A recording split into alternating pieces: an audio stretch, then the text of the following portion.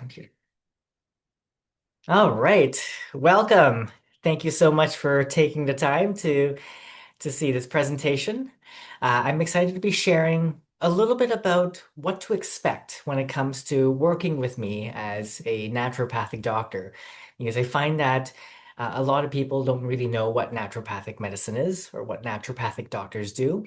And in celebration of Naturopathic Medicine Week 2026 from May 3rd to May 9th, I have decided to do this presentation to share more about my work and how I approach my cases right here. So I've titled this Your Brain Health Journey because when it comes to the brain, there's more to it than just diagnosing someone with dementia, Alzheimer's, or any other form of dementia and treating as though you're treating the diagnosis. So we'll get more about that in a bit right here. I'm going to go and go next right here. So in this presentation, I'll introduce a little bit about myself and how I approach these things, and then I'll give you the Coles notes about how to approach working with me so that you're well informed and know what to go for and what to do when it comes to making your appointments and planning or even troubleshooting when it comes to working with me in the plans. We'll talk about testing and interpretations and treatments that could come along with working with me. So, my name is Dr. Romi Fung, and I practice as a naturopathic physician in Richmond, British Columbia. I am licensed by the College of Complementary Health Professionals of British Columbia, and my special focus is in cognitive health and dementia. And what got me into this realm of health, I've worked with a number of seniors growing up. First off, I actually worked with a lot of children. I volunteered and worked at daycares, specifically the Richmond Family Place, and got to think that I would like to approach my work as a pediatrician at first. And then what got me into geriatrics was volunteering at the senior homes in Richmond and having experienced what it was like to be not only in a long-term residential home, but to work with individuals that do have some level of cognitive impairment, cognitive decline, and even dementia. And what really sparked my interest was a couple of seniors that seemed very disoriented. And I wasn't sure what was going on at the time. And I asked a couple of nurses what was going on, why were they acting this way. I was honestly just wanting to be interested and seeing what is going on and if there was anything that we can do to help. But otherwise, I didn't get quite the answer. And from there, I started looking more into cognitive decline, or at least I realized what cognitive decline was. And thus, that kind of left a imprint at the back of my mind. But what got me into naturopathic medicine was the fact that I would want to be the one working with my patients in understanding what's really going on in their health and their concerns and in their bodies. And I found I guess you could say, the luxury of playing the role as not just the physician, but also the detective. And that's what really thrilled me to no end. And that's what got me going into becoming a naturopathic doctor and pursuing my training at the Canadian College of Naturopathic Medicine in Toronto. But as I went through my patients and my internship, the idea of dementia came back right at me. One of my very first patients happened to be someone living with Parkinson's dementia. The hallmarks of Parkinson's being the tremors, the fine tremors at rest. And working with this patient got me thinking more about how the brain can really control so many aspects, and not just memory, but also our spatial orientation, the ability to move around, know where you're at, know the fact that you're sitting down and watching this presentation. And thus I thought, you know what? The more I read about dementia, in fact, I encountered a book on Alzheimer's disease and started reading that. And before I knew it, it was sunrise. And I thought, Yikes. Uh, but if I lost track of time by just reading something like that, I thought this was the way to go. And the more I studied in my further education in aging and health with my master's in science, and now pursuing my PhD at Queen's University regarding dementia screening, I couldn't stop. But on top of my formal training, I've done additional certifications in cognitive health, such as the RECO 2.0 by Apollo Health, the Bredesen Protocol. I've also pursued a certified functional medicine practitioner from Functional Medicine University and the certified functional medicine clinician from Karazin Institute. And there were a number of courses and focus on cognitive decline. And that got me really understanding more about the idea of how everything is not just about, chopping your head off and doing everything that's up here, but rather what's going on in the body is actually what influences your brain.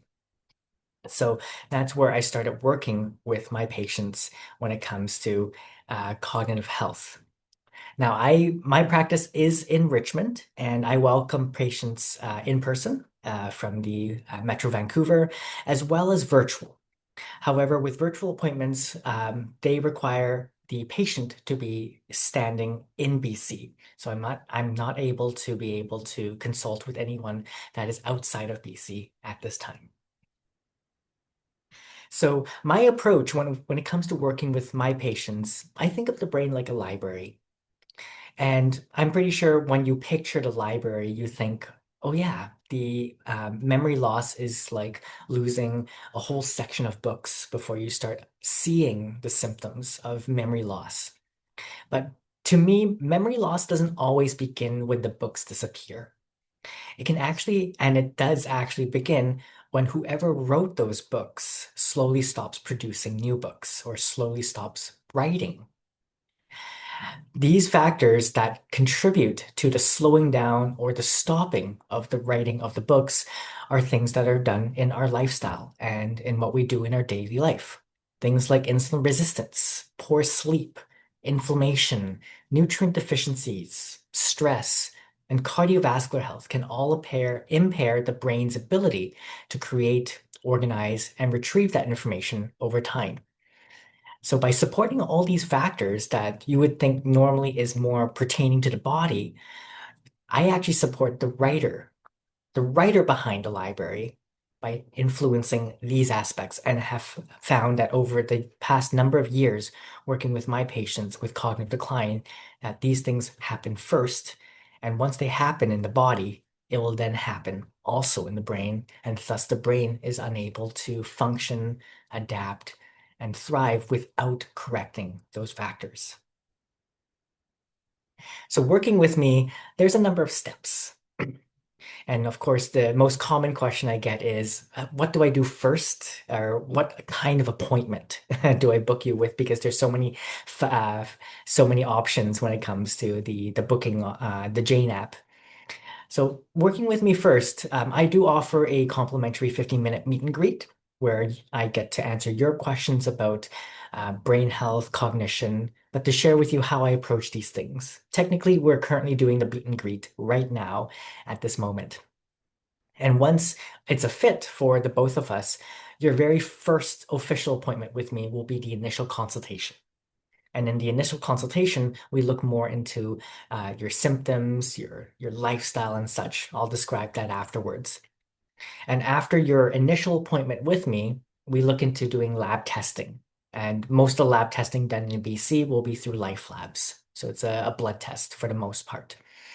Uh, a lot of these blood tests can be done through medical doctors, but there's a number of tests that I like to look at as well that tells me more about the function of your body. And I'll share some of these more pertinent tests with you in the next few minutes. But once these tests arrive, then we go over those results and we interpret them together. I look at what these numbers mean and ask you questions about, does this relay or resonate with you in some way? And I find that a lot of patients start getting engaged by working with the interpretations and seeing that what is actually a number is actually resonating with their lifestyle. And once we understand where that lifestyle is, then we finalize the plan and figure out what do we have to work with and setting goals. What are the things that we have to improve to also help improve your brain health? And these plans can be for a number of months to even years. And so checking in and following up every so often. I find most of my patients will follow up with me once every 1 to 3 months. And if they're very comfortable and they are confident in their plans, that we would follow maybe every 6 months. So it really depends on the amount of guidance, and each patient's quite different, and I'm willing to help and support them in any way that I can. So ultimately, if you are a new patient and you're unsure about working with me, I invite you to book a complimentary meet and greet, and that way you get to learn about how I can support you in your health. If you're interested in working with your cognitive health, whether that be dementia prevention, probably the best way about it, dementia prevention, and you don't have symptoms, you want to prevent dementia as though or as if you have a family history. You may have had parents or even grandparents that have had that were living with dementia. Then I invite you to book the 1 hour dementia prevention consultation. And if you are going through symptoms and significant symptoms, because I think it's a gray area about what do you mean by symptoms? Is it just, I'm being forgetful here and there? I'm forgetting my keys and my wallet? Perhaps. But if it is becoming significant that a family member or a friend or even a professional is mentioning that there is some level of observation of the fact that you are exhibiting some forgetfulness or even forgetfulness that is affecting your quality of life, then I invite you to book a 2 hour cognitive initial assessment. And that way, that gives me more opportunities to dig deeper into your case. I have wrote here that I don't, even though my special focus is in cognition and dementia, I do work with patients a lot with hormones, commonly to do with thyroid, digestive health, sleep, stress management, and etc. They all relate to the brain, and I invite you to book that as a 1 hour naturopathic medicine initial consultation. And then once you start working with me, of course, following up, which ones do you book? Well, if you've seen me for an initial and have yet to go over a review of findings where we go over and interpret your lab results, that will be the first follow-up. That's the 45-minute review of findings. Follow-ups thereafter are the 30-minute follow-ups. But if you want to just quickly check in or you have a quick question, something like that, I also have the option of a 15-minute follow-up. Preparing for your first visit, to make the most of the little, I'm going to say little time, even though it's a substantial 1 to 2 hour time, it goes by quite fast. But I invite you to complete the intake form and the consent forms that are sent to your email after booking. And there are some questions that would help me quite greatly, such as your current medications and your current supplements, to also include things like the brand, the dosage, and how frequent you're taking them. And if you have had taken supplements for a significant amount of time, but aren't doing so right now, then you can also write down your past medications and past supplements, and that will also help me greatly. Bring or send any relevant medical forms, medical records, or even lab records from the last 6 months to approximately 1 year.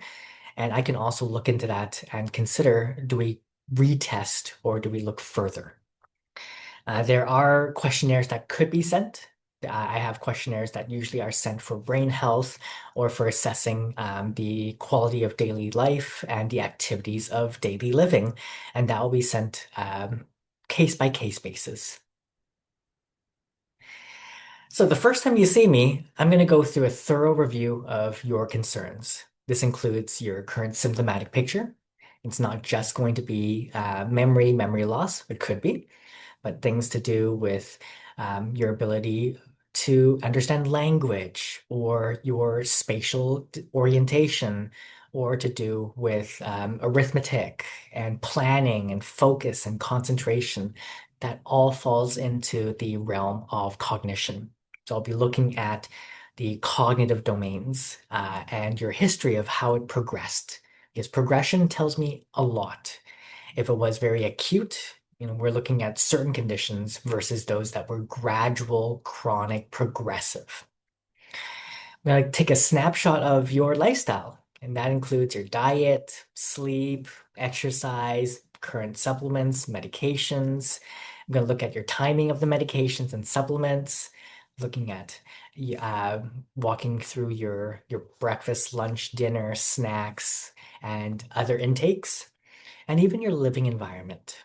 So I'm looking at living environments such as your social environment as well as your physical environment. And that actually takes quite a bit of time right there and may involve physical exams. But I will also be including, especially in the 2 hour initial cognitive assessment, the cognitive testing for me to know where you're at in terms of your cognition. Commonly, this will be the MOCA test. By the end of the first visit, we'll have a preliminary plan. And this preliminary plan usually will encompass testing. I'll let you know why we want to be doing these tests, but if we do the full panel, that'll give me a much better picture than if we do just bits and pieces and putting things together with what you may already have brought in with. But I may also start you on certain supplements to begin with, depending on what I'm seeing in your history, as well as potential starts of lifestyle changes. Once we get the labs back, then we go through the review of findings. This is the first follow-up, and it's approximately 45 minutes.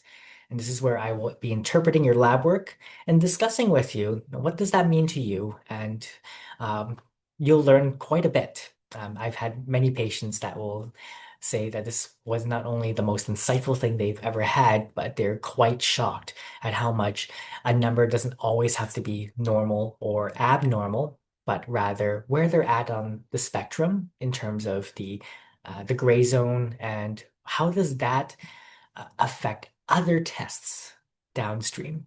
Because when we look at tests, I know there's the tendency to look at, is it normal or abnormal? That's one. But does one test impact another test? And we talk about that and those connections as well.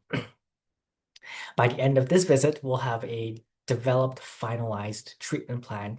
Normally, I start off with supplements. They're easy to implement at first so that I get the things going, getting the ball rolling. But we also can talk a bit about diet. And I find that I do talk about the dietary and the lifestyle more so as we build up with the follow-up visits. And these follow-up visits tend to be 30 minutes. I do have patients that like to book the extended 1 hour. They love to talk, and I love to talk, and we love to talk a lot about how can we implement these kind of things. But normally, these visits are 30 minutes to monitor progress, reassess symptoms, and update your treatment plan as needed. Now, I wrote here, health is a journey and it's not a destination. And progress may take 3, 6, 9, even up to 12 months for certain symptoms. And that healing is not always linear.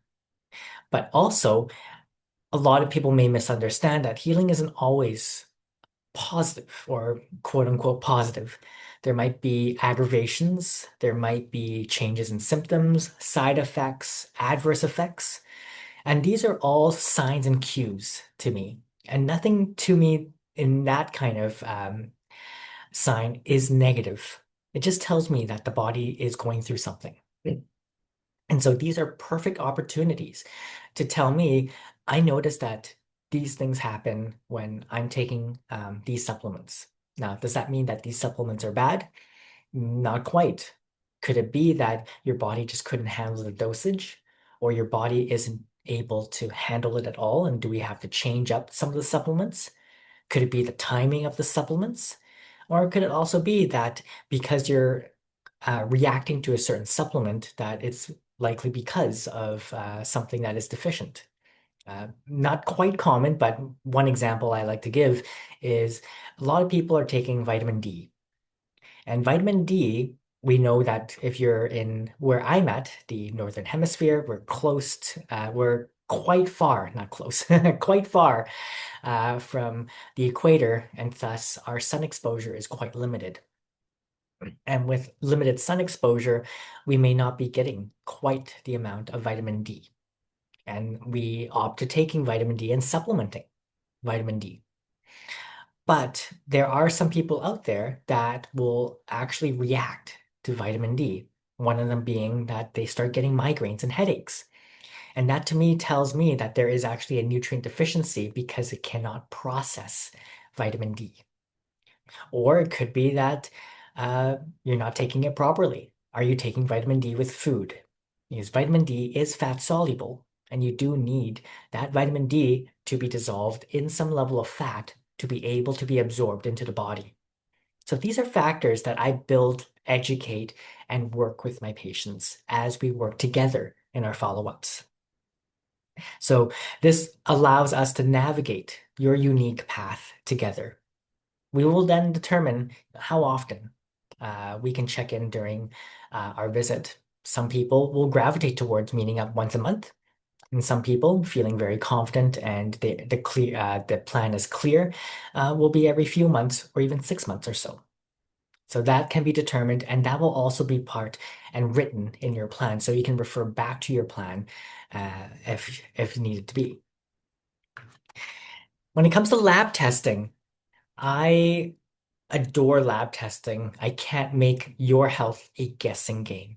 And things like vitamin D is not meant to be a guessing game in this case. I'd rather test to know where you're at.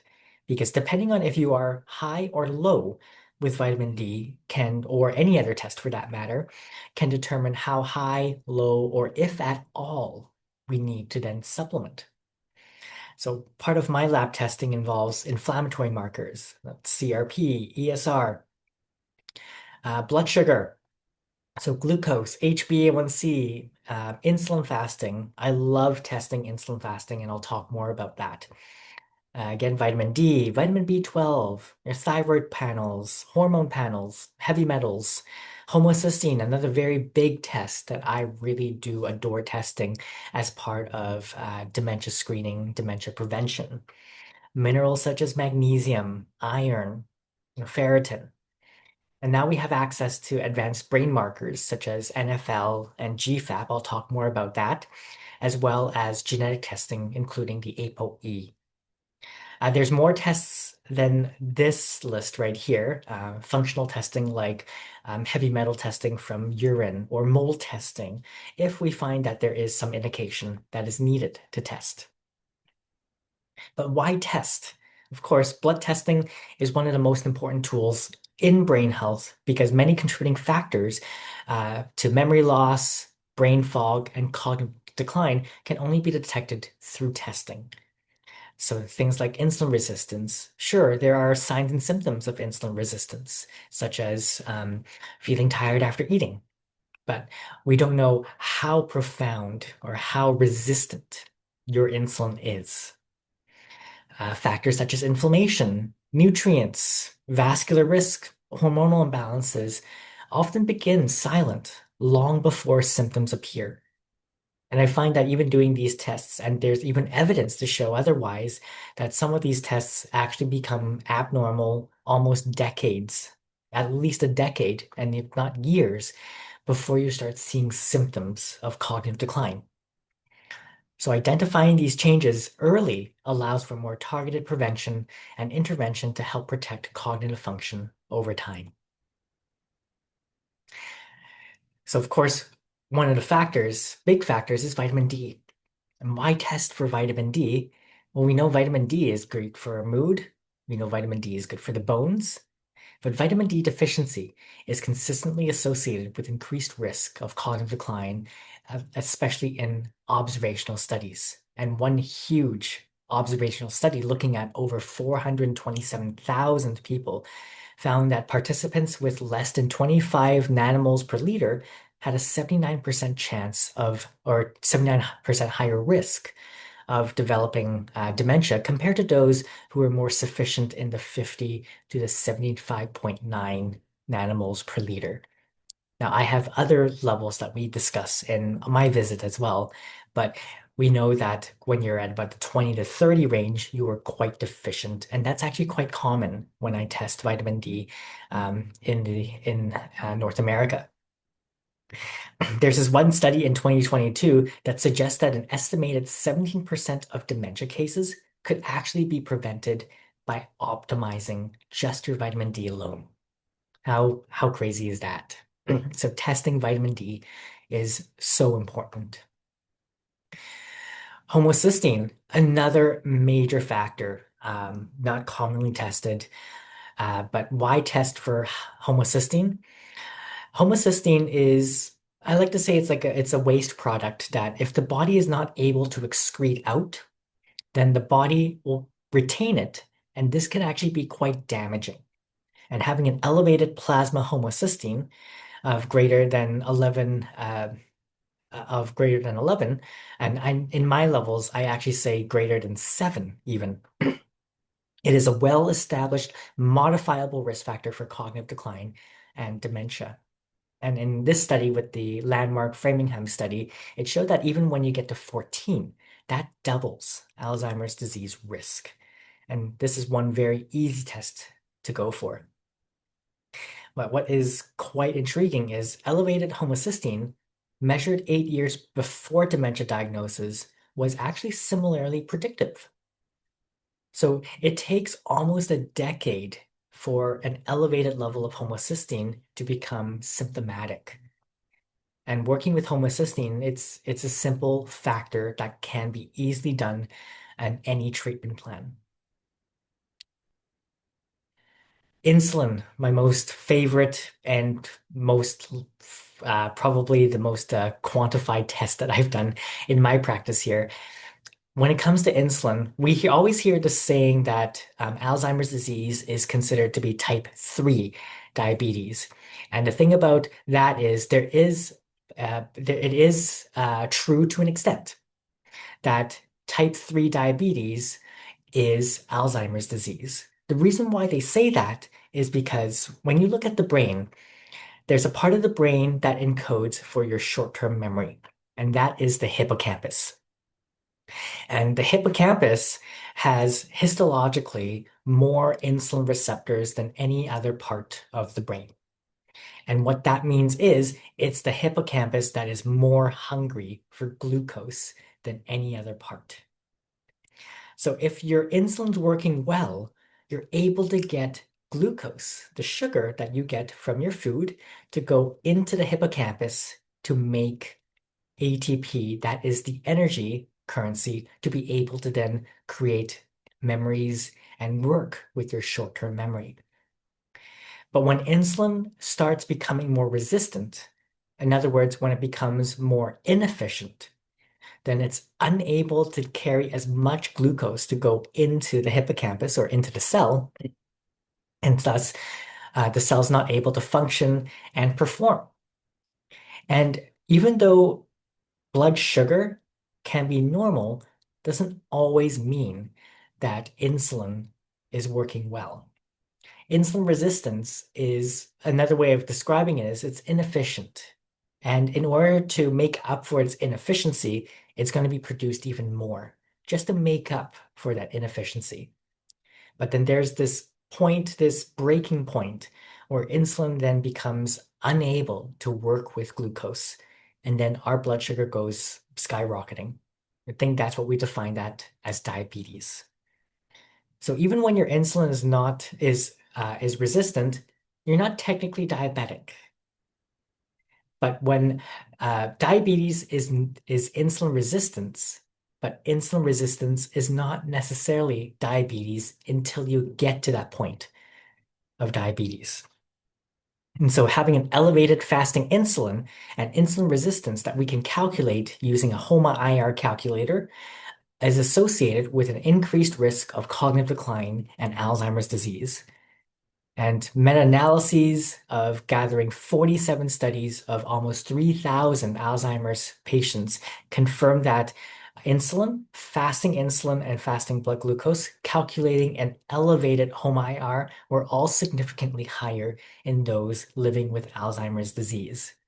And this is something that I've tested quite often, and I found a lot of patients that are impacted by insulin resistance.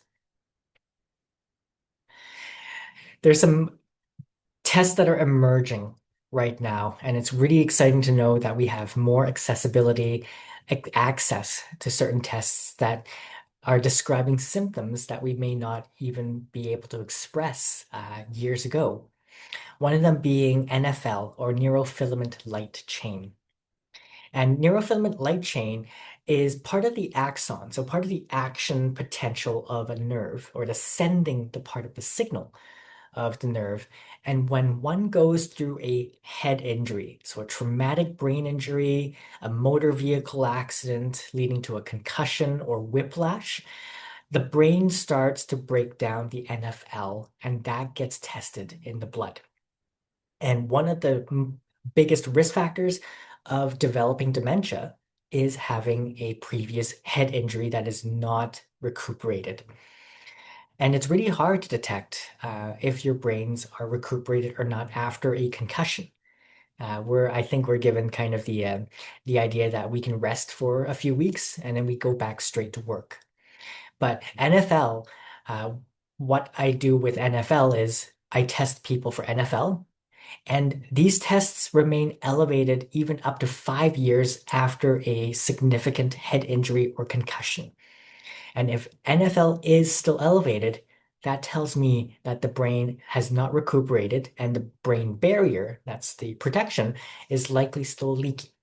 And this is where we have to look into things like anti-inflammatories and nutrients in higher doses to be able to facilitate the recovery of the brain and allowing for the brain to rest and recuperate. Another test is GFAP, glial fibrillary acidic protein. And compared to NFL, when you do at both NFL and GFAP together, you get much more information about what's going on in the brain. GFAP tells me more about neuroinflammation, whereas NFL tells me more about brain or neuro damage. So GFAP is uh, starting to be emerging as a way to look at cognitive decline associated with Alzheimer's disease, but also in other conditions such as stroke and transient ischemic attacks, so TIAs, things to do with neuroinflammation, brain inflammation, such as multiple sclerosis, amongst many others. But what's really intriguing in this really recent paper in 2026 shows that GFAP accounts for approximately 16 to 25% of the effect of the ApoE4 on Alzheimer's disease biomarkers and cognition. So what that means is if GFAP has up to about 1/4 of the effect of ApoE, that's where we want to be testing for ApoE. Because if you do have the ApoE gene that puts you at risk for developing late onset Alzheimer's, then the GFAP needs to be observed and monitored to ensure that we can mitigate as much as 1/4 of the development of dementia risk. So the ApoE gene is a risk factor gene. That's a very big difference between ApoE and presenilin 1 and presenilin 2, which are gene specific for Alzheimer's disease. You may have probably heard that Alzheimer's disease is less than 1% when it comes to genetic predisposition. But ApoE is only a risk. And when you test for ApoE, you're going to get three different alleles, one from each parent, but your alleles are either ApoE2, ApoE3, or ApoE4.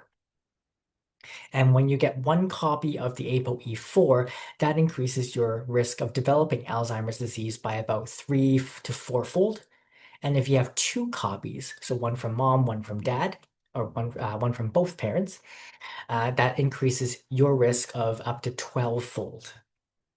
If you have an ApoE33, that is considered just a risk of 1, so it's normal. And if you carry an ApoE2, that reduces your risk. Right now, the evidence is saying your risk is reduced by about 40%. So if there are individuals that I'm working with, and there are, that have the ApoE4, whether that be one copy or two copies, I would go back to the GFAP and make sure that we test for GFAP every once and so often, and making sure that the GFAP is at an optimal level, because that could account for approximately up to 25% of the effect of ApoE4.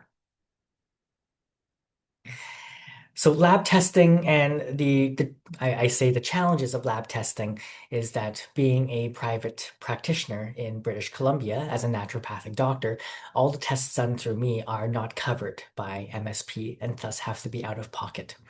And because these are my interpretations, it's best that all the testing to be done through me. So test recommended by myself during your visit should be completed through me, as other doctors, when you do look into investigating with other doctors, they may actually have different interpretations, and thus asking other doctors may be uh, affecting professionalism and ethics when it comes to interprofessional practice.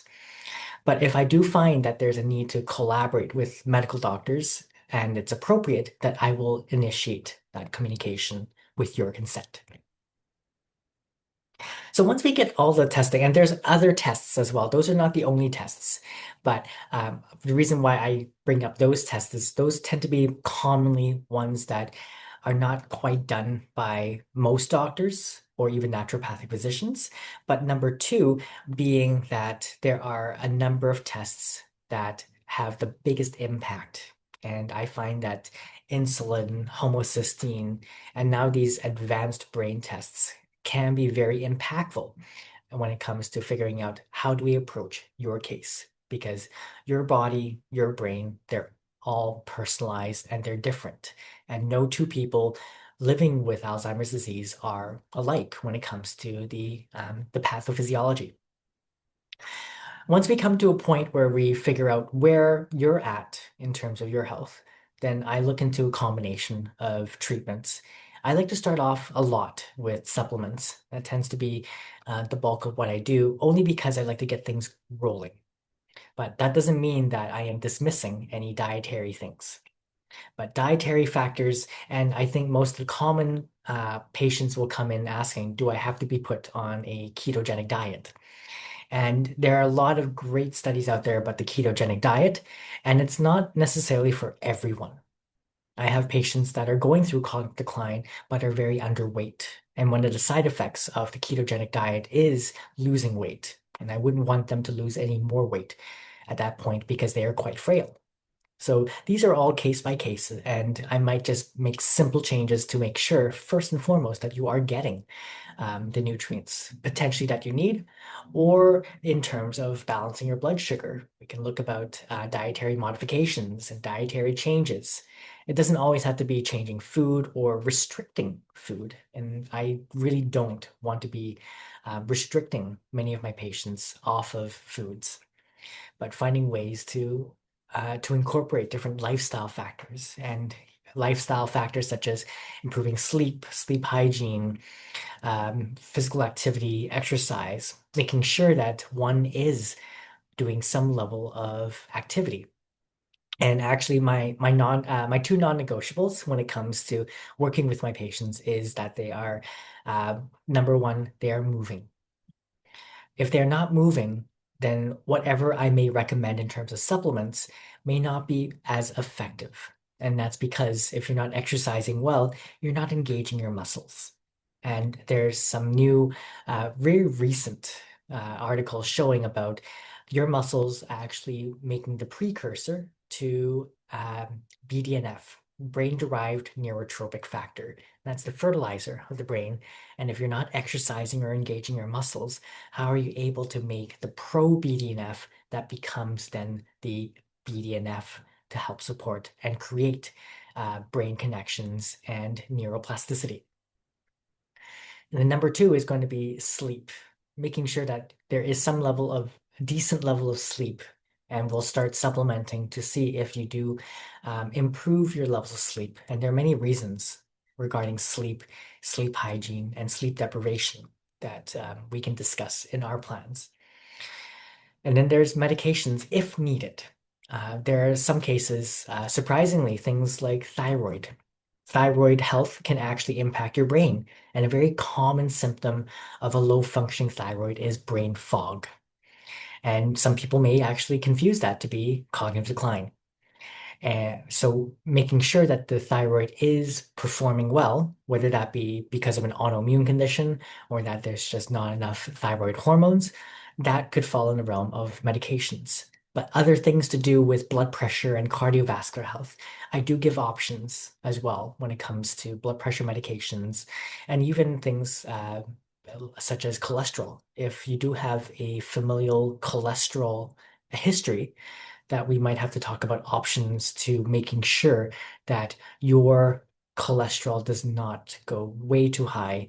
That could also impact your brain health. Because no one treatment is the same for patients, because brain health, as you now know, and as you go through the testing, is so personalized. So testing is important to determine which combination of factors is contributing to your brain symptoms. Having a dementia diagnosis does not mean that you get a very specific dementia treatment that is a cookie cutter. Treating and optimizing the health of the brain requires us, especially myself, but us working together to understand what factors are contributing to the decline of your brain.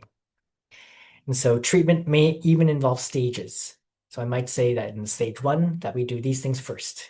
Let's get the biggest bang for your buck. But there's a few things that we can refine as we go. But I do not want to overwhelm you in the brain health and in your care, and to ensure that compliance is set. So ultimately, when it comes to working with me, we'll start off with the initial. And that will be the initial consultation and the history, and we initiate the lab assessments.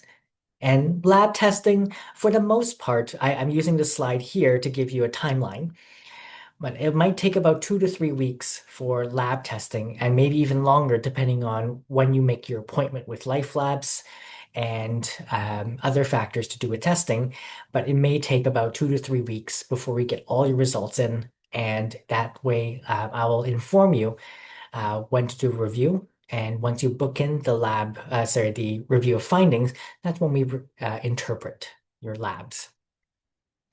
Once we finish interpreting your labs, we'll implement the stages of your plan and plan for when to follow up next. Most commonly, it's going to be about 1 to 2 months, if not up to 1 to 6 months to follow up. But these follow-ups, we're just checking in every so often, reassessing plan. This is also an opportunity for if, say, for instance, you're not responding well or reacting well to certain supplements, that you're welcome to even book in earlier to say, hey, these things, I'm not feeling quite good about it. It's giving me some digestive upsets or something. And everyone is quite different. These are not negative to me. These are just signs and cues that I feel I will have to work with, and we have to reassess and make sure that we mitigate that uneasy and unnecessary kind of changes. We follow up for, a few times, making sure that things are going well. This is where not only am I your physician, your naturopathic doctor, but I will also be your coach, where I will change things up as needed to be able to support you in being able to take on your plan as best as possible. When it comes to reassessment, I like to do a reassessment about 1 year after the initial testing. Now, there are some tests that can change and will take time to change. That's one factor. And some tests, for example, HbA1c, your measure for blood sugar, it does take and require 3 months minimum before you start getting things changing with the HbA1c. So it's not necessary to having to retest these things every month or so, but every few months. And if I were to say things like insulin testing, I like to actually give my patients about 3, if not 6 months, to reassess for their insulin, just to make sure that we're going in the right track. But when it comes to reassessment, some patients may opt to reassessing the entire thing, and that's one option. Or we reassess things that we found to be flagged abnormal and that we want to improve and optimize on. That option is primarily up to you. And then that's pretty much my work moving forward. I see patients in every different stage of their brain health from things from prevention. And even there are some individuals as young as in their 40s having had their experience working with their older and aging parents and wanting to make sure that their risk is not the same as their parents. I have patients like that. I have patients that are in their earliest stages. Probably the best time is the earliest possible to be able to assess and determine where you're at and how do we go about with there. And when it comes to cases such as late stage cognitive decline, it's going to be a case by case manner. I don't necessarily, and going back to the library analogy, is that my treatment is not necessarily reversal. In fact, I don't even mention reversal because it isn't reversal of dementia, but rather it's more so getting your brain in a better environment to be able to better use energy and fuel if it was insulin resistance, to be able to engage in better production of neuron connections, so neuroplasticity, and things to do with ensuring that the brain is not in an environment that may prevent it from optimizing operations, such as lack of oxygen, inflammation, and hormone imbalances. Because once the brain is in a better state, then it's able to then make new connections. That's neuroplasticity. So going back to the analogy, I'm not replacing the books that have already likely been burned or stolen or removed, but rather re-engaging and reinstating, re-inspiring the writer to start writing again. That's why I leave with this quote here that brain health is not just about preserving memories, it's about protecting the systems that allow the brain to keep writing them. I thank you for your time. And if you'd like more information, I have my website. Feel free to contact me. And I have my QR code as well with all the links and the factors and support and even channels for you to reach to me. Thank you so much for your attention and for your time.